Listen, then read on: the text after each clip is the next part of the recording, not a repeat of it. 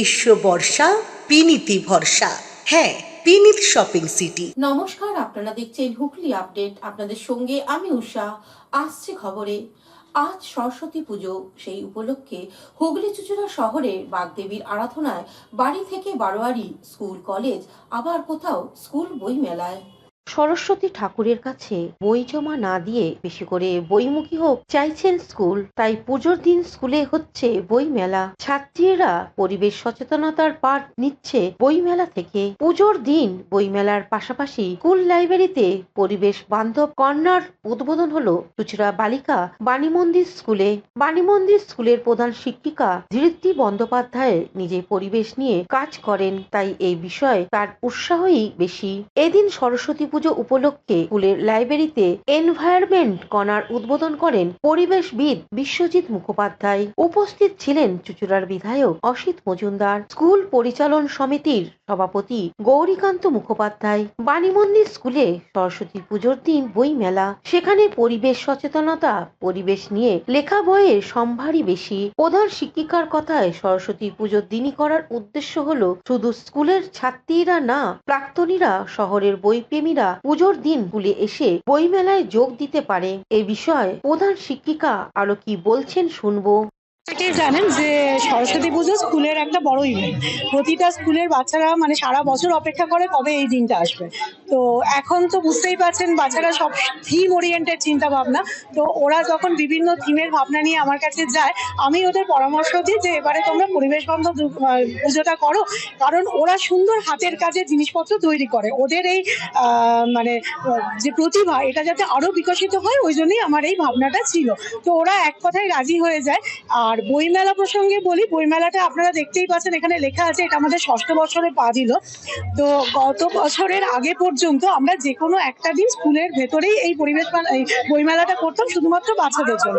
গত বছর থেকে আমরা বইমেলাটা করছি একদম সরস্বতী পুজোর দিন, এই জন্য যে সাধারণভাবে স্কুলের দিন হলে শুধুমাত্র স্কুলের বাচ্চারাই এটা দেখতে পারে, কিন্তু যখনই এটা অন্য মানে এই আজকের মতো দিনে হচ্ছে, তখন প্রাক্তনীরাও এটা সুযোগ নিতে পারছে।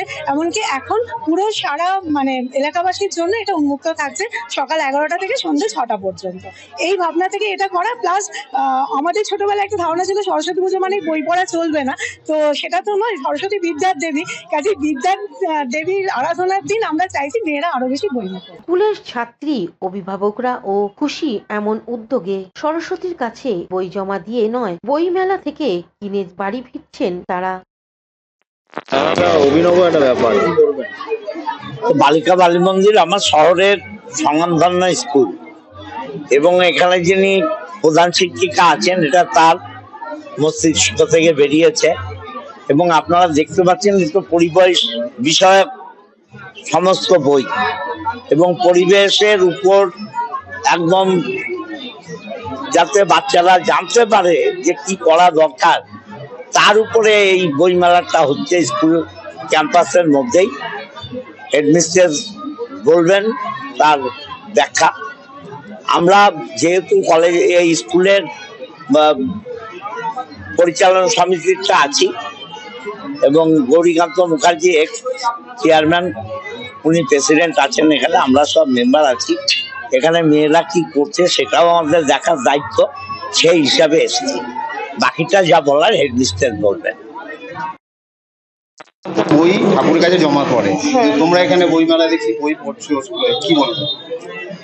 তো আমিও একই কথা বলতে চাই যে বই তো আমরা সকলেই জমা দিই সরস্বতী ঠাকুরের কাছে। হ্যাঁ, এই দিনকে সবাই বলে যে বই জমা দেবো, পড়বো না, কিন্তু অ্যাকচুয়ালি পড়া উচিত, আমারও যেটা মনে হয়। আর আজকের দিনে এই স্কুলে বই মেলাতে আমার খুবই ভালো লাগছে, সব ধরনের বই পড়তে পারছি। আমার পরিবেশ বিষয়ক যে বইগুলো, এগুলো ভালো লাগে? হ্যাঁ, পরিবেশ বিষয় ভালো লাগছে। পরিবেশ তো আমাদের বিভিন্ন রাইটারের বই আছে, তারপর নানা ধরনের রোমাঞ্চকর যেগুলো বই, খুবই ভালো লাগছে। আর কি নাম? আমার নাম মনামি ছাত্রা। নিয়েছে আজকে সরস্বতী পুজোর দিন, হ্যাঁ, আমাদের এই বাড়িমন্দির স্কুল তো খুবই ভালো স্কুল একটা। তা মেয়েকে এই স্কুলে ভর্তি করতে পেরেছি, মেয়ে পড়াশোনা করছে এই স্কুলে। তা স্কুলের সমস্ত কিছু বিষয়ে অনেক উদ্যোগ, তা সেটা আমার খুব ভালো লাগে। তা আজকের দিনে মেয়েকে স্কুলে নিয়ে এসেছি, ও অনেক এনজয় করছে। তারপরে এই বইগুলো দেখছে, পরিবেশ সম্বন্ধে যা একটা বাচ্চার যে ধরনের একটা ধারণা হওয়া উচিত, সেটা বই পড়েই হোক বা পারিপার্শ্বিক সমস্ত কিছু দেখেই হোক, সমস্ত দিক থেকে শিক্ষা বাচ্চাদের পাওয়া উচিত। শুধু একরকম দিকে শিক্ষা নিয়ে তো বাচ্চাটা বড় হতে পারবে না। বাচ্চার সমস্ত দিক থেকে একটা পরিপূর্ণ শিক্ষা পেলে তবেই সে পরিপূর্ণ একটা মানুষ হয়ে উঠতে পারবে। আমাদের তো পরিবেশে গাছ লাগাতে হবে, প্রাণ বাঁচাতে হবে, এটা আমরা ছোট থেকে শুনে আসছি, নিজেরাও করছি। সবাইকে বলতে চাই যে সবাই এটা পরিবেশকে বাঁচানোর জন্য চেষ্টা করুন। একটা গাছ একটা প্রাণ, আপনারা সবাই এই উদ্যোগে সামিল হন। আমার নাম রুম্পা সাঁতরা।